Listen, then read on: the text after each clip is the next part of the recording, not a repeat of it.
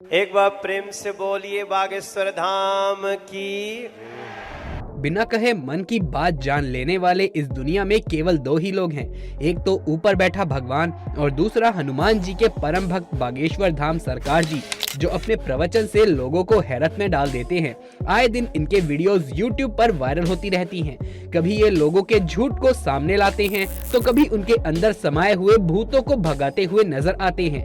हर कोई इनके चमत्कार को देखकर हैरान है और अब तो मनोज तिवारी से लेकर अमिताभ बच्चन, यहाँ तक कि नरेंद्र मोदी जी भी इनके फैन हैं।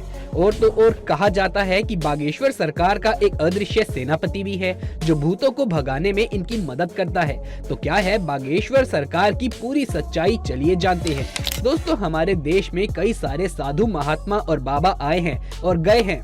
कई सारे लोगों ने इनके आश्रमों में और धाम पर मत्था टेका और यहाँ तक कि बड़े बड़े फिल्मी सितारों ने भी कई बाबाओं के दरबार में हाजिरी दी।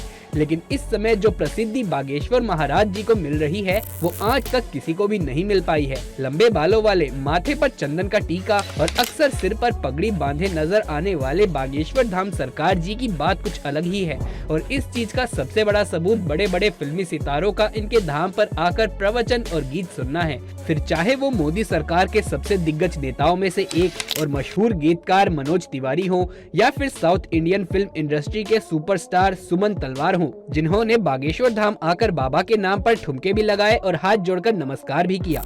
अभी हाल ही में सदी के महानायक अभिनेता बच्चन जी की भी एक वीडियो बहुत वायरल हो रही है जिसमें वो बैठकर बाबा के कीर्तन का आनंद ले रहे हैं। पर दोस्तों, ये सब कुछ एक रात का चमत्कार नहीं है, बल्कि इसके पीछे एक ऐसे बच्चे की कहानी छिपी हुई है जिसके संघर्षों के बारे में जानकर आपके भी होश उड़ जाएंगे। क्योंकि सोशल मीडिया पर एक बार अगर कोई वायरल हो जाता है तो उसकी जिंदगी ही बदल जाती है। लेकिन बागेश्वर धाम सरकार तो हर हफ्ते वायरल होते हैं। उनकी वीडियोस ट्रेंडिंग पे जाती हैं और लोग अपना सारा कामकाज छोड़कर इनकी बातें सुनना पसंद करते हैं। हजारों की संख्या में लोग अपनी मनोकामनाओं को पूरा करवाने और अपनी तकलीफों को दूर भगाने के लिए बागेश्वर धाम सरकार के यहाँ अपनी हाजिरी लगाते हैं। और ये सब कुछ मुमकिन हो पाया है बागेश्वर धाम जी के चमत्कारों की वजह से। कहा जाता है कि स्वयं हनुमान जी की कृपा बागेश्वर बाबा के ऊपर बनी हुई है और उन्हीं की असीम शक्तियां हैं जिनकी सहायता से बागेश्वर धाम सरकार किसी की भी मन की बात बड़े आसानी से जान लेते हैं और उसके बताने से पहले ही कागज पर उसकी सारी समस्याएं लिख देते हैं, जिसके कई सारे प्रमाण आपने वीडियोस के जरिए देखे होंगे। स्टेज पर आकर जब कोई अपनी परेशानी बताता है तो बागेश्वर सरकार उससे पहले ही उसकी सारी परेशानियों को एक पन्ने में लिख देते हैं और उसको कहते हैं कि अब इस पन्ने को पढ़िए, जिसे देखकर भक्तगण पूरी तरीके से आश्चर्यचकित रह जाते हैं। क्योंकि जो दुख और परेशानियां उन्होंने बाबा को अभी बताई भी नहीं थी, उनके बताने से पहले ही बाबा ने उसे पन्ने में लिख दिया था। जिसके बाद बाबा सभी के सामने परेशानियों का हल बताते हैं और वो विश्वास दिलाते हैं कि भक्तों की परेशानी दूर हो जाएगी। लेकिन बागेश्वर धाम काफी सख्त मिजाज के भी हैं, क्योंकि अगर कोई इनके सामने झूठ बोलता है या फिर गलत नियत के साथ अपनी इच्छाएं लेकर पहुंचता है तो ये उसकी पोल खोलने में भी कोई कसर नहीं छोड़ते। और आजकल तो बागेश्वर सरकार भूत प्रेत को भगाने में एक्सपर्ट बन गए हैं। इनके दरबार में अलग अलग तरह की हरकतें करने वाले लोग इकट्ठा होते हैं और बाबा उन सभी के भूत प्रेतों को चुटकियों में भगा देते हैं, क्योंकि उनके ऊपर हनुमान जी की असीम कृपा है। वो कहते हैं ना, भूत पिशाच निकट नहीं आवे, महावीर जब नाम सुनावे। तो दोस्तों, यदि आप भी हनुमान जी के सच्चे भक्त हैं तो कमेंट बॉक्स में जय बजरंगबली, जय श्री राम लिखना बिल्कुल भी न भूलें। हनुमान जी के परम भक्त बागेश्वर सरकार जी का असली नाम पंडित धीरेन्द्र कृष्ण शास्त्री है, लेकिन लोग इन्हें बागेश्वर धाम वाले महाराज या फिर बागेश्वर सरकार के तौर पर जानते हैं। पंडित धीरेन्द्र कृष्ण शास्त्री का जन्म 4 जुलाई 1996 को मध्य प्रदेश के छतरपुर जिले में छोटे से गांव गढ़ा में हुआ था। ये बहुत ही गरीब परिवार से ताल्लुक रखते हैं। बागेश्वर सरकार अपने एक इंटरव्यू के दौरान बताते हैं कि जब वो मात्र 9 साल के थे तब उनका मन बालाजी महाराज की सेवा में लग गया था। इन्हें हनुमान जी की भक्ति और उनके प्रेम के सिवा और कुछ भी नजर नहीं आता था। बागेश्वर महाराज का कहना है कि हनुमान जी की भक्ति और उनकी कड़ी साधना का ही परिणाम है कि उन्हें ऐसी सिद्धियां प्राप्त हुई हैं जिनकी वजह से वो लोगों की सहायता कर पाते हैं। असल में धीरेन्द्र कृष्ण शास्त्री ने अपनी शुरुआती शिक्षा अपने दादाजी के साथ रहकर प्राप्त करी। कहा जाता है कि इनके दादाजी भी अपने समय में बहुत बड़े विद्वान शास्त्री हुआ करते थे और उन्हें भी दिव्य शक्तियां प्राप्त थी। लेकिन इनके दादाजी भी दिव्य दरबार लगाकर लोगों की समस्याओं का हल करते थे। तभी से धीरेन्द्र कृष्ण शास्त्री अपने दादाजी को अपना गुरु मान लिया और उनसे ही सारी चीजें सीखने लगे। दादाजी के साथ रहकर ही इन्होंने रामायण और गीता जैसे धार्मिक ग्रंथों का अध्ययन किया। लेकिन अगर प्रारंभिक शिक्षा की बात करी जाए तो बागेश्वर सरकार ने अपने गांव से ही 8वीं की पढ़ाई पूरी करी है और फिर उसके बाद अपनी आगे की पढ़ाई करने के लिए इन्हें गांव से करीब 6 किलोमीटर दूर जाकर पढ़ना पड़ता था, क्योंकि गांव में कोई भी हाई स्कूल नहीं था और केवल 8वीं तक की पढ़ाई की ही सुविधा थी। इसी तरीके से घर से चलकर इन्होंने स्कूल तक का सफर तय किया और अपनी 12वीं की परीक्षा दी। 12वीं करने के बाद धीरेन्द्र कृष्ण शास्त्री जी ने बैचलर ऑफ आर्ट्स में अपना ग्रेजुएशन भी पूरा किया।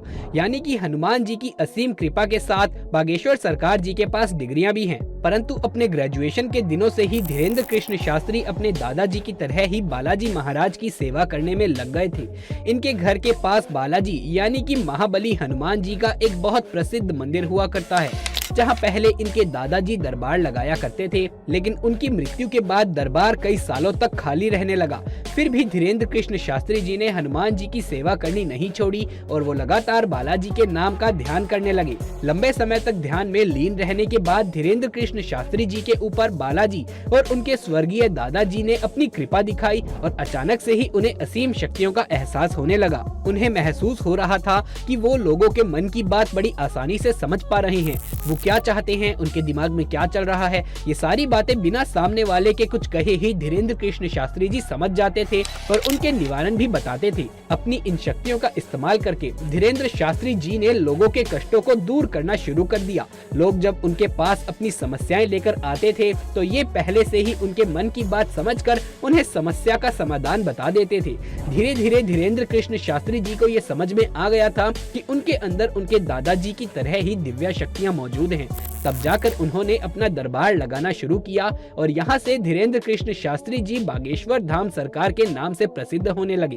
मंगलवार और शनिवार को अपना धाम लगाकर ये भक्तों के दुख तकलीफों का निवारण करते। जिसकी अर्जी लगती थी उन्हें बागेश्वर धाम अपने पास बुलाते थे और उसकी समस्या को उसके बिना कुछ बोले ही सवाल और सवालों के हल एक पर्ची में लिख देते थे, जिससे लोगों का विश्वास बागेश्वर धाम के ऊपर और भी ज्यादा दृढ़ होने लगा। अब आप ये जानकर हैरान हो जाएंगे कि बागेश्वर धाम सरकार ने न केवल भारत ही बल्कि पूरी दुनिया में अपने दरबार लगाए हैं, लोगों की भीड़ को इकट्ठा किया है और उनकी मदद कर चुके हैं। कुछ लोग तो इन्हें साक्षात भगवान मानते हैं। हालांकि कुछ महिलाएं ऐसी भी हैं जो बागेश्वर धाम जी की खूबसूरती को देखकर उनके ऊपर अपना दिल हार बैठती हैं और उनकी बातें सुनने और उन्हें एक नजर देखने के लिए ही उनके धाम पहुंचती हैं।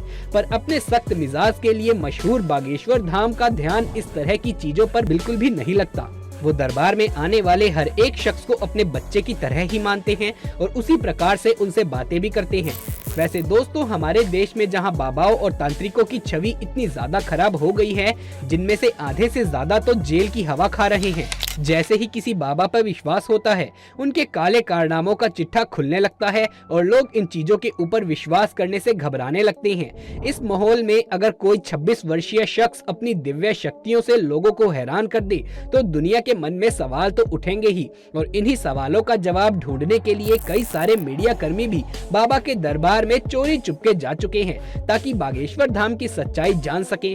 पर इतने सारे स्टिंग ऑपरेशन करने के बावजूद भी कोई ये समझ नहीं पाया कि आखिर बागेश्वर सरकार लोगों की मन की बात कैसे जान लेते हैं, क्योंकि कई सारे नए लोग जो दरबार में आए होते हैं उनकी अर्जी लग जाती है और जब वो बाबा के सामने जाते हैं तो उनकी मन की सारी बातें बाबा पहले ही लिख चुके होते हैं। इस तरह की चीजें देखकर मीडिया कर्मी भी हक्के बक्के रह गए और लगातार बागेश्वर बाबा के ऊपर जांच पड़ताल कर रहे हैं, लेकिन अभी तक उन्हें कोई भी ऐसी चीज प्राप्त नहीं हुई जिसे लेकर वो बागेश्वर धाम सरकार के ऊपर कोई भी प्रश्न उठा सके या कोई आरोप लगा सके।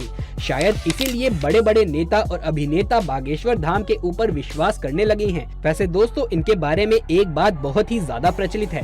कहा जाता है कि इनका एक सेनापति भी है जो किसी को दिखाई नहीं देता। वो सेनापति बागेश्वर सरकार को लोगों के भूत भगाने में मदद करता है। लोगों का इनके ऊपर विश्वास है, तभी तो लोग इनके दरबार में जाकर सच्चे मन से ईश्वर का नाम लेते हैं।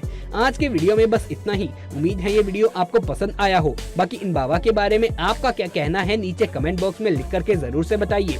साथ ही यदि आप बजरंगबली के सच्चे भक्त हैं तो कमेंट बॉक्स में जय बजरंगबली जय श्री राम अवश्य से लिख दीजिए।